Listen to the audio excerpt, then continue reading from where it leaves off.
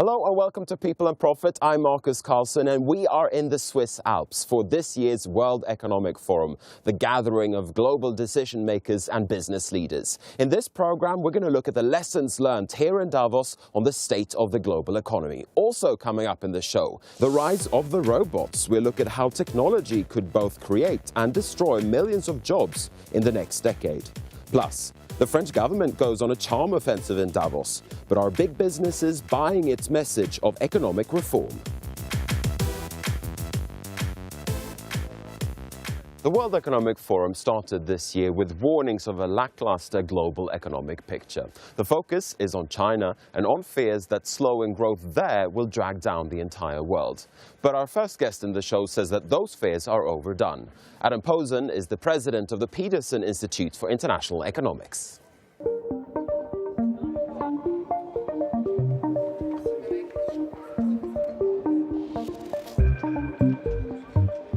Adam Posen, thank you for speaking to us. It's my pleasure. Now, what did we learn from Davos this year that we didn't already know? I think there were two major messages. One is that there's a huge divide between the official sector and the markets on how scared they are about the global economy in general and China in specific. The official sector and some of the academic types like me are much calmer than the markets, and there's no trust. What's more surprising is there's just absolutely no trust. The official sector is having no traction in calming down markets. The second thing I think we learned is that people are very confused by the oil price fall. Not so much that it's falling, we can all rationalize that in terms of supply, but nobody's quite sure why it's having as big an effect as it is. Normally we think of an oil price fall as being good for most countries, even if certain exporters are in trouble. But there seems to be an emerging consensus that rapid falls in oil prices are bad, and it's not entirely clear why. There's a lot of talk as well, or there has been a lot of talk about China. People are wondering where the Chinese economy is heading, whether we're heading for a hard landing, a soft landing. What's your opinion on that? Well, myself and the people at the Peterson Institute who work on this, like Nicolas Lardy, Olivier Blanchard, and I, we're all much calmer. I mean, we obviously don't believe the exact GDP number that the Chinese government came out with immediately upon the end of the year. When they said that there was growth of 6.9% in 2015. Yeah, and it's not even just the numbers wrong, it's that they came out with the data as soon as the quarter ended, and usually it takes a while to compile the data. But I don't want to emphasize that. I think what matters is there is data out there on components of GDP and commerce in China that you can get, not all of which is government. And it shows the services sector, the consumer sector actually growing quite strongly. It shows employment continuing to grow. That obviously the manufacturing sector is contracting, which is good from a global warming point of view, and is good for China's long term, because they got to get into other things. But so we think Chinese growth is probably at 5.5% roughly this year, and that we think this is pretty much the bottom. And what do those 5.5% mean for the global economy? Well, it means, it's a fair question. What it means is no hard landing, nothing too scary in the banking system. They have bad loans, but they'll be able to cope with it. It does mean for countries that were like Chile exporting copper or Australia exporting all kinds of resources that market's not coming back. Okay, you're not going to see the huge building boom and the huge demand from China this year, next year that you did a few years ago. But broadly speaking, it says there's a floor to the world economy. China, like the US and Europe, is moving to a new normal, slower but more sustainable. Now, you're a former member of the Bank of England's Monetary Policy Committee, and the issue of a Brexit, yes, Britain leaving the EU, has been up for discussion here in Davos. What do you make of those risks, or are there risks associated with the Brexit debate? I think there's terrible risks. I mean, the risks are much more for the UK than for the EU. But for the EU, of course, it's just the idea that there could be a voluntary secession, and that even if the British government is seen as being unreasonable or anti-European, that there is some sense of grounds that it's not a one-way progress to ever closer unity. And that legally, even though legally there is no such thing as secession, that it's possible, which then, of course, raises fears about places like Greece in the future. But the British risks, the risks to the UK, are much worse. I think it's a terrible idea for them to be outside the EU for trade reasons, for legal reasons, but the real issue is going to be in the transition. So in the run-up to this referendum, whenever it is, there will be increasing pressure downward on the pound. There will be a cutoff of inward foreign investment. There will be some capital moving out, including from domestic residents.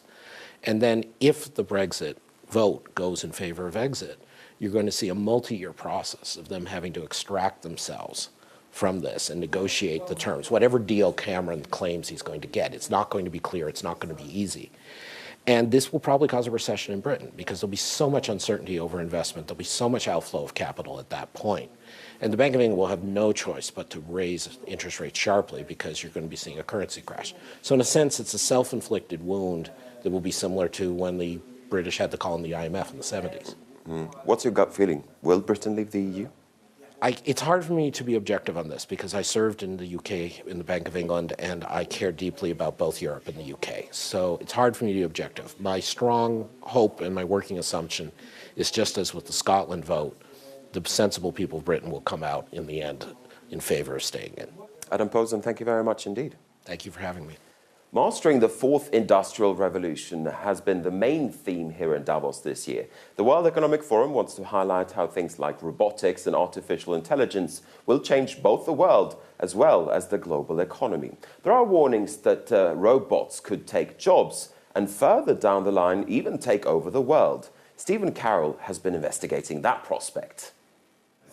Robotics is at the centre of many of the discussions here in Davos, so much so there's actually a robot in the centre of the conference centre here as well. And to talk a little bit more about where robotics might take us in the future, I'm pleased to say we're joined by Dr. Maja Pantic, Professor of Effective Computing at Imperial College London. Thank you for joining us. You're working on a very interesting project to do with how robots will recognise the expressions on people's faces, a project funded by the European Research Council. Tell us about it. Well, the whole idea of the project is to have the camera, a regular camera, no special camera, monitor human face and then understand the facial movements and facial expressions and interpret it in terms of emotions or any higher level behavior, like, for example, interest, enjoyment, pain, etc. You mentioned there museums as being one of the possible applications. What other ideas do you have for how this could be used? Well, there is another project also funded by European Commission, which is on autism, and we're trying actually to teach the kids about the facial expressivity of themselves and the others.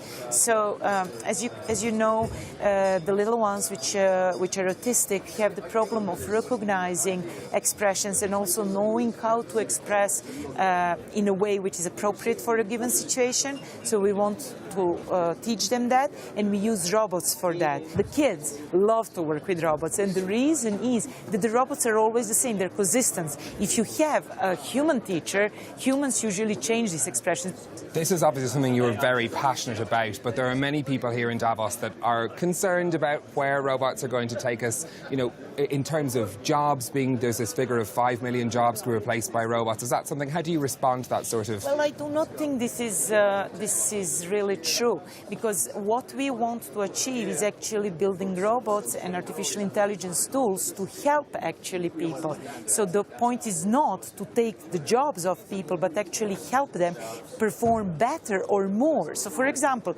in psychology, usually people do, or in any behavioral science, physiotherapists, therapists, medicine, and so they do things like annotation of these expressions manually. It takes ages. So what we can do this automatically for them, and they can actually do much more, annotate much more, learn much more, see different patterns, because they will have more time to concentrate on their work, because pieces of that work will be done automatically. We want to help people do more and do better, not take their jobs away. That's not the point. Okay, Dr. Maja Pantic from Imperial College London, thank you for speaking to us. And with that, it's back to you, Marcus.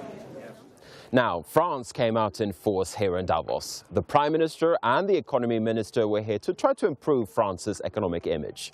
Our next guest is an expert when it comes to selling messages. Maurice Lévy is the chief executive of the French advertising giant Publicis. And I put the question to him whether Manuel Valls and Emmanuel Macron had succeeded in their sales pitch. There is an appreciation from all the CEOs who have been in contact with Prime Minister Valls and with Minister Macron or Laurent Fabius. They have seen that France is open forthcoming and defending the fact that they want international investment. So they are asking for business in France rather than staying lay back a little bit outside Davos. So I welcome the fact that they have decided to come. I think it's a great thing that they have done.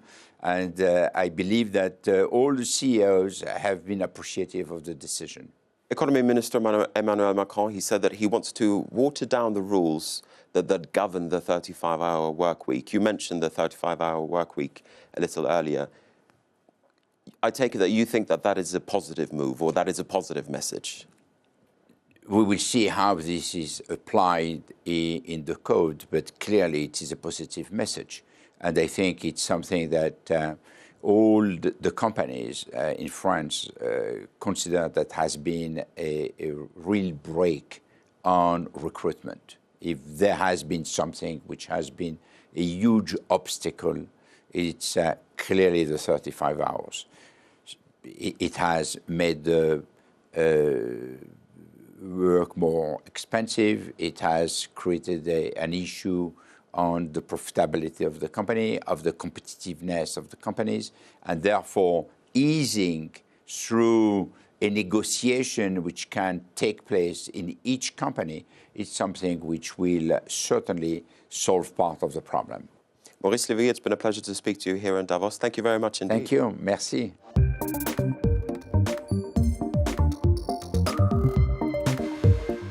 The time has come to wrap up this edition of People and Profit. As always, you can get in touch with us on our Facebook page, France 24 Business. You can also tweet me on @MarcusF24. Thank you for watching, and goodbye from Davos.